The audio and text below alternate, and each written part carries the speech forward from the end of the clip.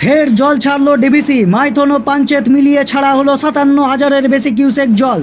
বর্ষার মৌসুমে নদী পাহাড়ে এলাকাগুলিতে সতর্ক করে ডিবিসি। দামোদর ভ্যালি কর্পোরেশন ফের জল ছাড়লো তাদের দুই প্রধান জলাধার থেকে। ডিবিসি সূত্রে খবর, আগের তুলনায় জল ছাড়ার পরিমাণ আরও বাড়ানো হয়েছে।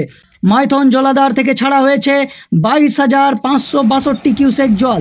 পাঞ্চেত জলাধার থেকে ছাড়া হয়েছে 34,768 কিউসেক জল। মোট জল ছাড়ের পরিমাণ দাঁড়িয়েছে 57,330 কিউসেক। এই জল ছাড়ের ফলে দামোদর নদী তীরবর্তী অঞ্চলগুলিতে জলস্তর হঠাৎ বেড়ে যেতে পারে বলে আশঙ্কা করা হচ্ছে। প্রশাসনের পক্ষ থেকে নদী সংলগ্ন এলাকাগুলিকে সতর্ক থাকার পরামর্শ দেওয়া হয়েছে।